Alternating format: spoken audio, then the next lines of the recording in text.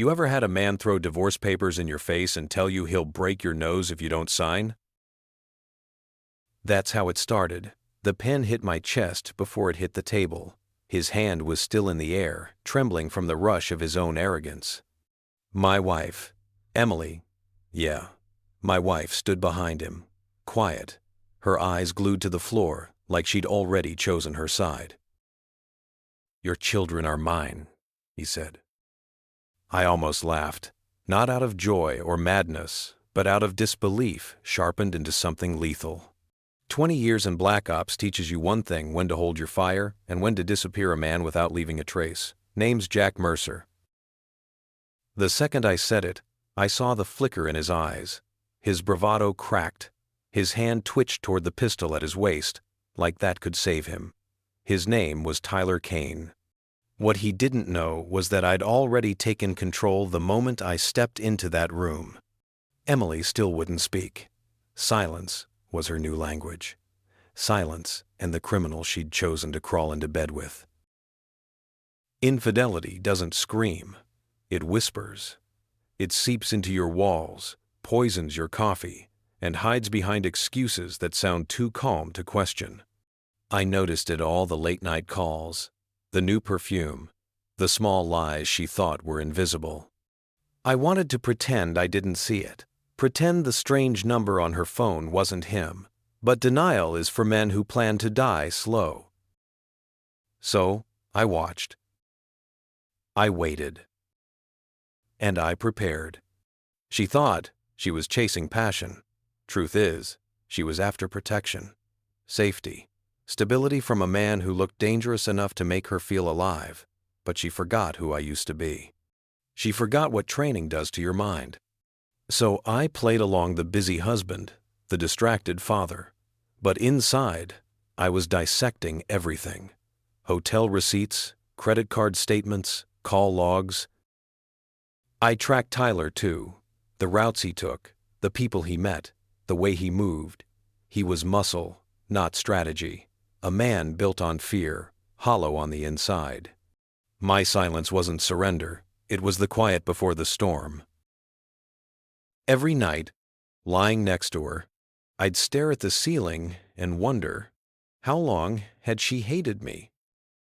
When did love turn into disgust? Once, she kissed me in the kitchen. Her lips were there, but her eyes were somewhere else. I let her think I was blind. In truth, I was waiting for the perfect moment to open my eyes.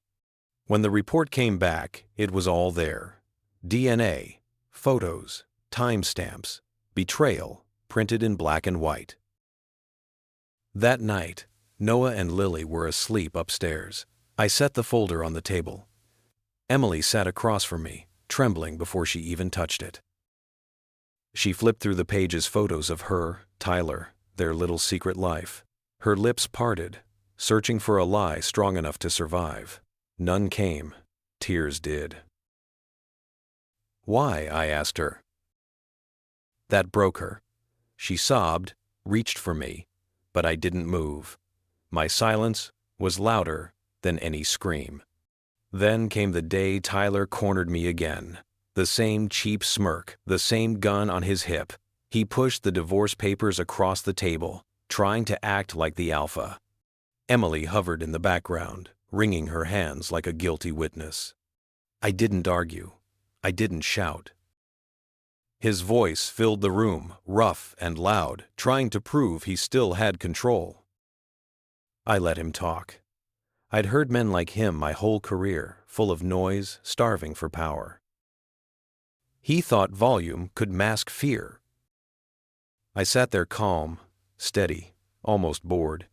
Because when you've faced real monsters, men like him are just echoes.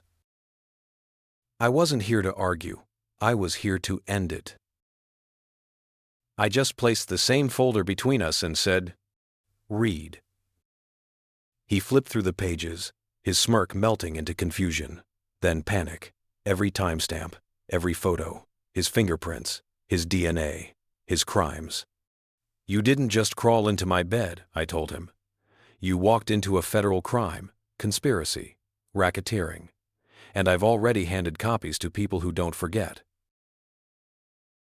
His face turned pale. Emily gasped, realizing too late she'd picked the wrong enemy. I didn't raise my voice. I didn't touch my weapon.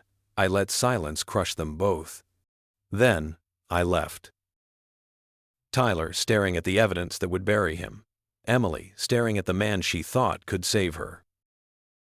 Noah and Lily were mine, not by law, but by truth. They'd never know her version of love again.